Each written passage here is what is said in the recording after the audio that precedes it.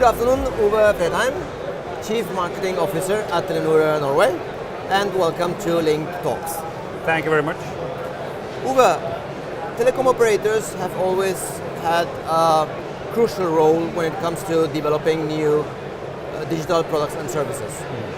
What are the must-win battles that Telenor has got and focus on in order to stay relevant in the future in that field too? So, I mean, what we talk about here at the Mobile World Conference this year is what we call the perfect storm. It's about three really technological developments that we need to deal with. It's 5G, it's artificial intelligence and IoT. And I think if you are to stay relevant as a mobile operator in the future, you need to understand that you are collecting a lot of data through all the IoT devices. You will then process a lot of data. You partly own it yourself, and sometimes it's your customers' data as well, your B2B customers as well. That's the AI part. And of course 5G, which is now pushing really fast forward, much faster than we thought only a year ago. So I think to stay relevant, you need to understand that ecosystem and then to develop relevant services on top of that, if we can call it a platform. Very nice. And talking about new services, I'm talking about the perfect storm.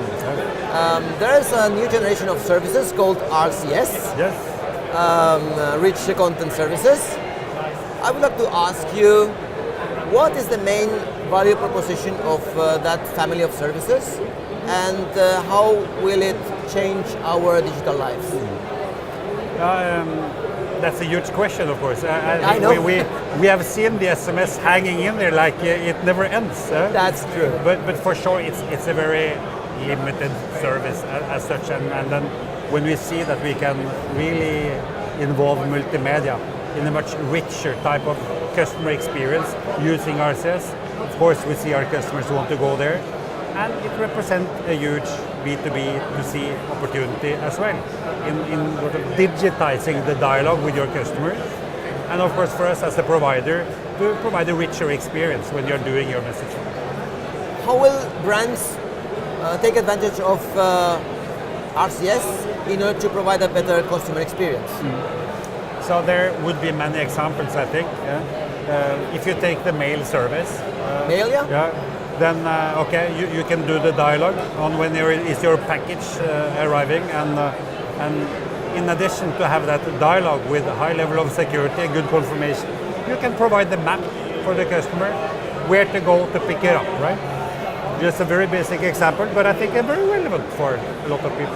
Okay, and crucial, of course. Does it mean new revenues for telecom operators? I think so. I think the customer-to-customer RCS solutions, as we are launching them ourselves, will fuel data usage. As of today, you know, that's the core sort of ticker in how we are, in a way, billing our customers. Yeah. That might change, you know. So I think that's one part. I think also we will see a lot of third-party players engaging with the RCS communal possibilities, providing end-to-end services also for others. So I think the revenue stream also coming from that part of the value proposition will be crucial for us. So indeed what this industry is now creating is a new ecosystem.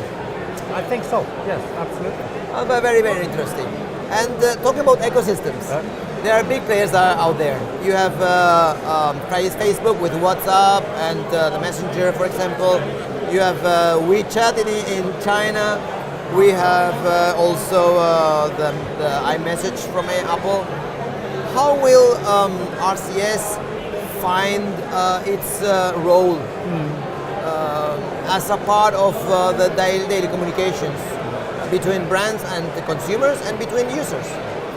So I think still actually there is somewhat a fragmentation out there. There are many different services. So I think RCS will have a role as it's becoming more embedded from the mobile operator side. So it will get the wider spread and the ease of use, because you know that the one you are trying to call or to communicate with at the other side will have the same service. And then we can always ask for more interoperability between those other brands out there, right? And On that note, interoperability, I'm thinking about digital assistants. I'm thinking about voice-activated digital assistants. Yeah. Do you see some kind of integration between RCS and digital assistants like Alexa or Google Assistant or Siri? I think that's an obvious It's pattern obvious. that we will see happening, and we see that already happening. From some of the telcos that they are providing that kind of digital assistance. And as RCS is getting a wider spread, I think it's only obvious that you want to integrate that. Okay. And what about the rollout? I mean, Telenor has got how many customers? 160 million or something last time I counted. What will be the rollout? How is it proceeding? Are you satisfied with the rollout that RCS is having at Telenor and other operators? Because interoperability, the fact of being able of sending RCS messages from Telenor to other operators will be fundamental. So How do you see the rollout? I think, at least in general, you see operators, they have been trying out different solutions. I think the tendency now is that they will have more white label solutions that they will provide themselves. From our side, within the Telenor group, there will be individual deployments from the different business units. Speaking for Norway, we will go live just before the summer this year. And then we go back to a little bit of what the DNA of Telenor is giving some kind of local freedom to the different business units. Yeah, you can say that. Yeah. Yeah, exactly. And I just want to talk to you a little bit about what after RCS. What after RCS? Do you have anything? There will be a lot of stuff after RCS and in parallel with RCS as well. Yeah. But you think do you have any dreams about it as a telecom operator? So again, I think you will see in a way convergence of technologies, where maybe RCS solutions can use artificial intelligence. You will have insights and data of your customers, the consumer behaviors, and you can use that insight for the better good of your customers. So I think that's one example. So I think combination of technologies, I think that's the answer that will enrich RCS, potentially also come up with other completely parallel different solutions. Very nice. I just want to lay a last question.